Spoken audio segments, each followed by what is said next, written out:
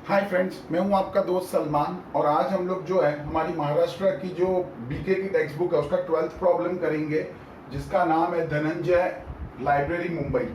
ठीक है, थोड़ा सा प्रॉब्लम लेंथी है। अब तक जितने प्रॉब्लम्स किए हैं उसके मुकाबले थोड़ा सा लेंथी है। इसमें कैलकुलेशन ऑफ ओपनिंग कैपिटल भी है, ठीक है, जो कि एक ऑल्टरनेटिव मेथड होता है। मैं आपको दो मेथड से इसको टैली करके बताऊंगा कि कौन से दो मेथड से आप इसको टैली कर सकते हैं। ठीक है, फिर आपको जो सिंपल लगेगा आप उसको फॉलो कर सकते हो। तो इसको स्टार्ट करते हैं।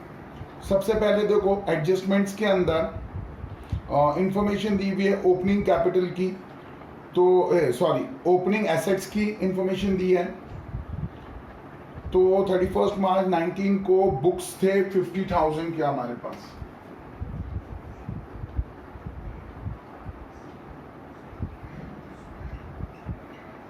$50,000 के बुक्स थी और आप अगर जाके देखो तो हमने पेमेंट किया है 5,000 का बुक्स के लिए।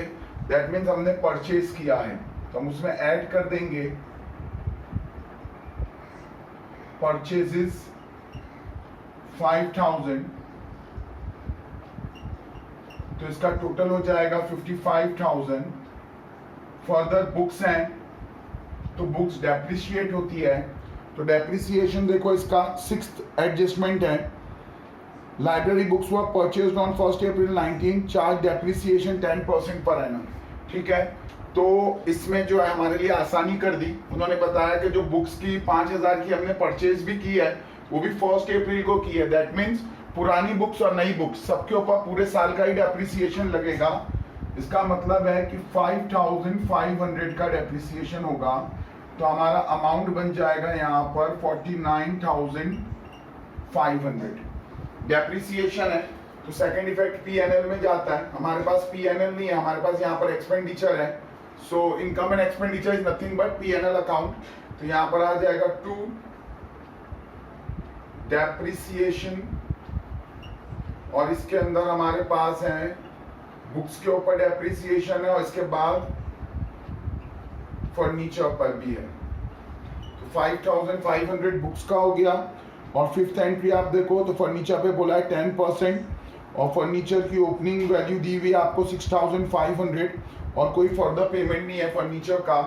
दैट मीन 650 रुपीज फर्नीचर पे डेप्रिसिएशन हो जाएगा, तो 6150 टोटल डेप्रिसिएशन। यहाँ पर इसका फर्स्ट इफेक्ट भी ले लेते हैं। फर्नीचर है हमारे पास 6,500 का, लेस कर देंगे डेप्रिसिएशन 650, तो ये बचेगा 5,850। ठीक है, तो हमारे यहाँ पर दो एडजस्टमेंट हो गए, 5th एंड 6th। फिर आगे बढ़ेंगे तो मशीनरी की वैल्यू दी है 30,000, कोई फर्दर परचेज नहीं है, कोई डेप्रिसिएशन नहीं है, कुछ नहीं है। तो मशीनरी 30,000। तो पहली वाली इंफॉर्मेशन मिल गई हमको। सब्सक्रिप्शन में दिया हुआ है कि एडवांस ले लिया है 500, और रिसिप्ट्स में जाके आप देखो तो सब्सक्रिप्शन है 20,000। तो यहाँ पे लिख देंगे पहले सबसे बाय सब्सक्रिप्शन 20,000, इसमें से लेस कर देंगे एडवांस 500, तो ये हो जाएगा 19,500।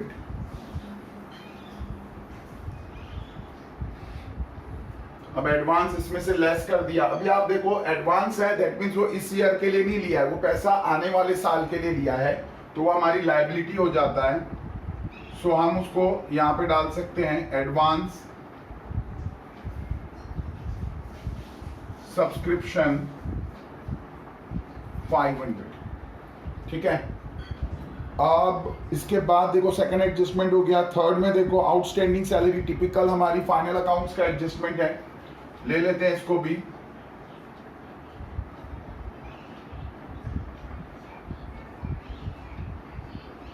आउटस्टैंडिंग्स में सैलरीज दिया है और रेंट दिया है 1,300 और 950, 1,300 और 950, 2,250। यहाँ आ जाएगा 2 सैलरीज 9000 का देखो पेमेंट दिया हुआ है सैलरीज का। सबसे पहली ही एंट्री है, इसमें ऐड कर देंगे आउटस्टैंडिंग जैसे कि फाइनल अकाउंट्स में करते हैं। तो ये हो जाएगा 10,300। वहीं पर रेंट का भी अमाउंट दिया हुआ है सेकंड, उसमें भी ऐड कर देंगे आउटस्टैंडिंग्स 950 और अमाउंट दिया है उसका 7,500। सो ये हो जाएगा 8,450। तो इसके भी दोनों इफेक्ट्स आ गए। फिर आगे देखो 50% एडमिशन फीस को कैपिटलाइज करने को कहा है, तो आधा रेवेन्यू में डालेंगे बाय एडमिशन फीस। 4,500 का एडमिशन फीस हमने रिसीव्ड किया, इसमें से लेस कर देंगे 50% कैपिटलाइज जो कर रहे हैं, तो 2,250 इसका हो जाएगा लेस। तो यहाँ हिसाब में आ जाएगा 2,250 और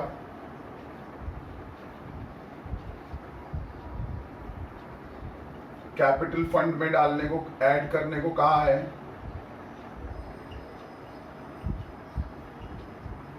admission fees capital fund given नहीं है, हमें कैलकुलेट करना पड़ेगा।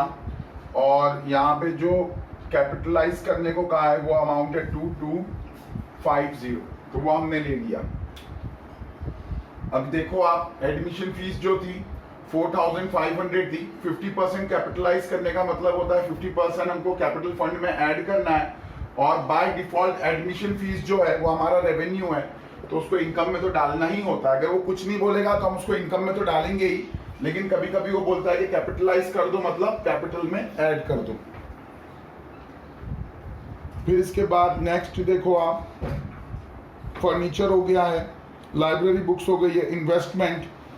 इन्वेस्टमेंट में जो है इन्वेस्टमेंट एसेट होता है,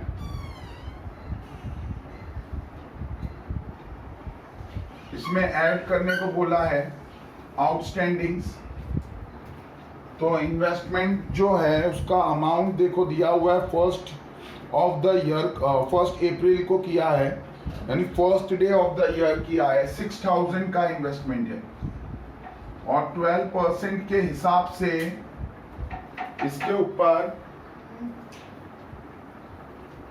जो इंटरेस्ट है वो 1,200 होना चाहिए, ठीक है।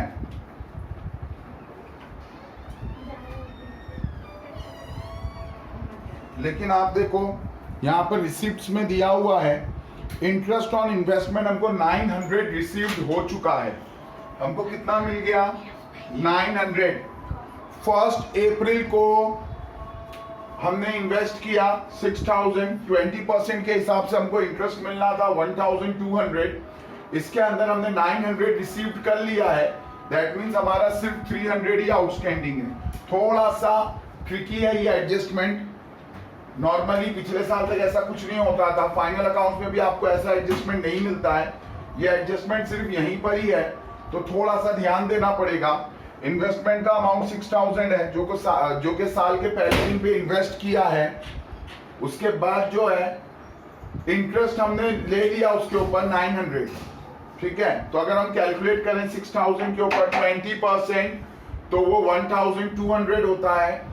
उसमें से 900 रिसीव्ड हो गया, मतलब आउटस्टैंडिंग जो है वो 300 है। तो यहाँ पर भी आउटस्टैंडिंग सिर्फ 300 आएगा, तो ये अमाउंट हो जाएगा 6,300।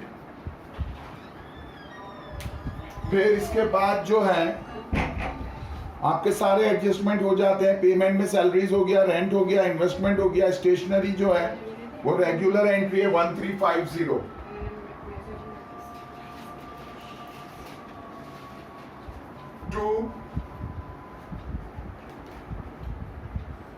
Stationery to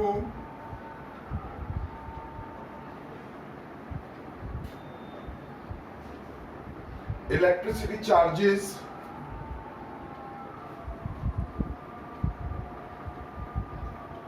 $850। दोनों रेगुलर फाइनल अकाउंट्स के एडजस्टमेंट एंट्रीज हैं। आप देखो तो प्रिंटिंग एंड स्टेशनरी नॉर्मली हर प्रॉब्लम में होता ही है, इसको हम पीएनएल में डालते हैं, और इलेक्ट्रिसिटी भी जो है पीएनएल का एक्सपेंस है। बुक्स हो चुका है, आउटस्टैंडिंग एक्सपेंसेस 18-19 का है, पिछले साल का एक्सपेंस करते हैं तो उसको हमको जो है वो करंट ईयर के हिसाब में दिखाने की जरूरत नहीं है, लेकिन इसको बाद में मैं यूज करूंगा कैलकुलेशन ऑफ ओपनिंग कैपिटल के लिए, ठीक है। फिर इसको देखो कैश इन हैंड दिया है 4650,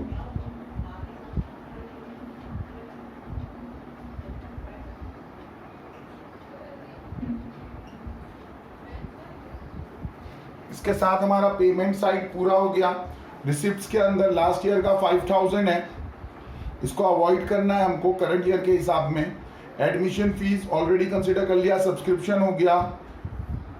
रेंट हॉल रेंट जो है 4200 है बाय लेक्चर हॉल हायर 4200। फिर इसके बाद देखो आप मिसक्लिनियस इनकम है 250 बाय मिसक्लिनियस रिसीप्ट्स, और इसके बाद एंड में है bye interest on investment, already हमने ले लिया, ठीक है। तो टोटल इसी का ज्यादा है क्योंकि यहाँ पे बड़े बड़े अमाउंट्स हैं, यहाँ पे कंपैरेटिवली छोटे अमाउंट हैं, देखते हैं। और बैलेंस शीट की भी सारी एंट्रीज हो गई हैं, ठीक है। 50, 50, 100, 00, 6, 6 and 2, 8, 8 and 2, 10, 12, 14, 4, 1 carry up, 19 and 1, 20, 22, 23, 20, 22, 23, 24, 25, 25, 400.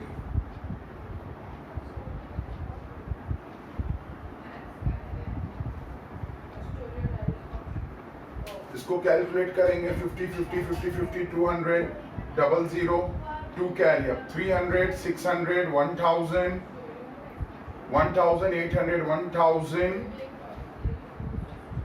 2100, 2100 and 300 is 400. Okay, so 2 carry up, 6 and 2, 8, 8 and 10, 18, 18 and 8.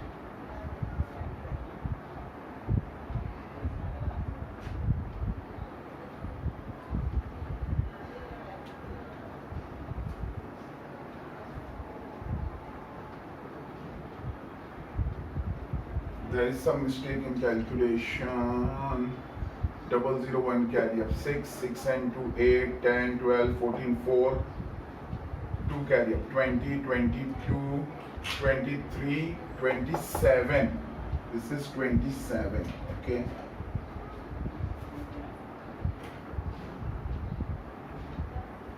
फिर से कैलकुलेट करते हैं 24, 2 carry up, 6 and 2, 8, 8 and 10, 18, 26, 27, 27 ही है। 2 सरप्लस ऐड कर देंगे उसको कैपिटल में, ऐड सरप्लस 300, ठीक है। ओपनिंग कैपिटल दिया नहीं है इसलिए क्लोजिंग कैपिटल ले नहीं सकते, लेकिन बैलेंसिंग फिगर से हम लोग निकाल लेंगे। मैंने आपको पहले बताया था कि 2 मेथड हो सकते हैं कैलकुलेशन ऑफ कैपिटल के। पहला मेथड ये हो सकता है कि assets minus liability is equal to capital. बहुत ही बेसिक अकाउंटिंग इक्वेशन होता है, आपने 11th में सबसे पहले ही पढ़ा होगा। Liabilities plus capital is equal to assets. उसी फॉर्मूले को अप्लाई करेंगे, एसेट्स माइनस लायबिलिटी तो कैपिटल मिल जाएगा, ठीक है। तो लास्ट ईयर तक हम लोग इसको बहुत ज्यादा यूज करते थे और सिर्फ इसी को यूज करते थे हर प्रॉब्लम में एनपीओ के, लेकिन अभी एक ऑल्टरनेटिव मेथड भी हमको बताया है ये साल से, तो मैं आपको दोनों मेथड से जो है वो टैली करके बताता हूँ।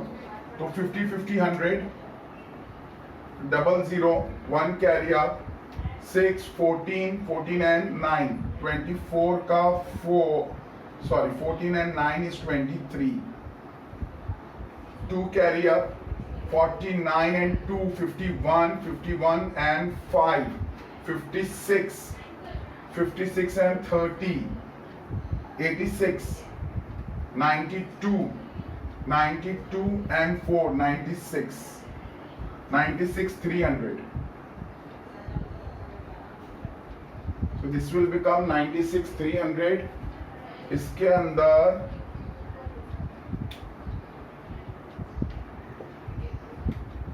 है, तो यहाँ पर मुझे 50 डालना पड़ेगा. 50 50 इज 100, 00,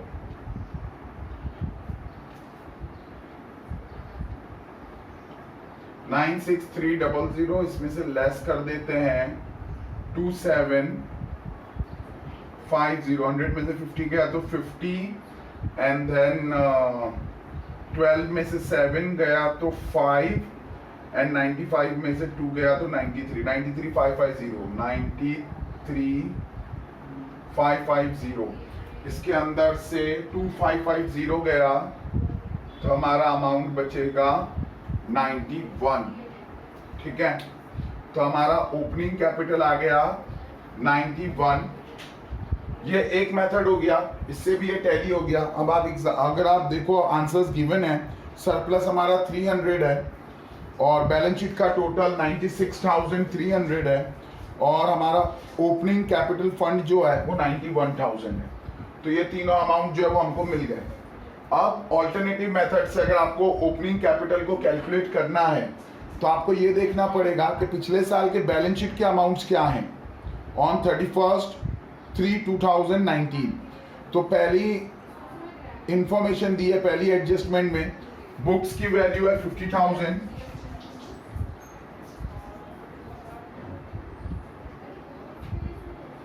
और फर्नीचर की वैल्यू है 6,500 और मशीनरी की वैल्यू है 30,000 और कैश इन हैंड ये छुपी हुआ, ये जो एंट्री है कैश इन हैंड, ये छुपी हुई एंट्री है. क्योंकि नॉर्मली हमेशा मैं आपको बोलता हूं कि अवॉइड करो. आपको देखो ये 5,000 कहाँ मिलेगा, पिछले साल की बैलेंस शीट का जो है वो रिसिप्ट की पहली लाइन में मिलेगा 5,000. इसी से डरने की जरूरत है क्योंकि नॉर्मली हम लोग इसको अवॉइड करते हैं. ठीक है, तो ये इंफॉर्मेशन वैसे भी हिडन ही है, जल्दी से आपकी नजर पड़ेगी भी नहीं. तो इसका ध्यान रखना है जब कैलकुलेशन ऑफ ओपनिंग कैपिटल करेंगे तो पिछले साल के ये तीन अमाउंट तो आपको जो है वो एडजस्टमेंट में गिवन है, लेकिन कैश इन हैंड जो है वो आपको एडजस्टमेंट में गिवन नहीं है. ठीक है, और मैं भी हमेशा आपको बोलता हूं कि ये अवॉइड करो, ये लास्ट ईयर की एंट्री है लेकिन ये हिसाब भी लास्ट ईयर का ही है. ठीक है, तो इसके अंदर ये 5,000 को हम लोग कंसीडर करेंगे. इसके अलावा एक एंट्री और है पेमेंट्स के अंदर. देखो आप सेकंड लास्ट है, आउटस्टैंडिंग एक्सपेंसेस 18-19 का था. तो आउटस्टैंडिंग एक्सपेंसेस 18-19 का था, मतलब पिछले साल के बैलेंस शीट का था 500, लायबिलिटी थी हमारे ऊपर. अब टोटल देखो इसका 50 and 30, 80, 85, 91, 500.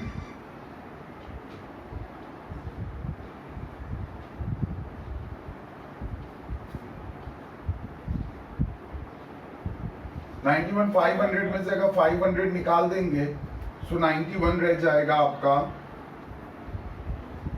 तो ये हो जाएगा आपका ओपनिंग कैपिटल फंड जो हमने पहले ही निकाल लिया था 91,000. ठीक है, तो ये हो गया आपका 12th वाला प्रॉब्लम. सिंपल था, थोड़ा सा लेंथी था, लेकिन मुझे लगता है 12 मार्क्स के लिए बराबर है और इसके अंदर कुछ नया नहीं होता है. अगर आप यहाँ पर देखो डेप्रिसिएशन फाइनल अकाउंट्स की एंट्री है, सैलरीज, रेंट, स्टेशनरी, इलेक्ट्रिसिटी, कुछ भी इस प्रॉब्लम में ऐसा नहीं है जैसे कुछ नया हो. ये पूरा का पूरा फाइनल अकाउंट्स का ही डेबिट साइड है पीएनएल का. ठीक है, थोड़ा सा एनपीओ में इनकम वाला साइड थोड़ा सा डिफरेंट होता है, लेकिन एक्सपेंडिचर वाला साइड तो ऑलमोस्ट कभी कभी डिट्टो सेम होता है जैसे कि इस प्रॉब्लम में हुआ है. उसी तरीके से एसेट्स में तो कोई डिफरेंस आने का सवाल ही नहीं उठता और थोड़ा सा डिफरेंस आता है आपकी लायबिलिटीज में. ठीक है, तो बहुत ही सिंपल प्रॉब्लम है 12 मार्क्स के लिए और एक्सपेक्ट कर सकते हैं एग्जाम में ऐसा ही कुछ आए. ठीक है, लेकिन मेरा एक इश्यू है, मुझे जो है वो व्यूज तो ऑलमोस्ट कुछ कुछ वीडियोस में 100 क्रॉस हो गए, लेकिन कमेंट्स नहीं आते, लाइक्स डिसलाइक्स, मुझे कुछ पता नहीं चलता है कि आपको अच्छा लग रहा है या आपको बुरा लग रहा है, ठीक है। सो प्लीज जो है, अगर आप व्यू कर रहे हो और आपको अच्छा लग रहा है तो आप उसको लाइक कर दो, आपको कोई डाउट है तो आप कमेंट कर दो, ठीक है। अगर आपको रेगुलरली मेरे लेक्चर्स चाहिए तो आप इसको सब्सक्राइब भी कर दो, तो जो भी मैं लेक्चर्स डालूंगा वो आपको तुरंत मिल जाएगा, ठीक है। चलो, थैंक्स, बाय।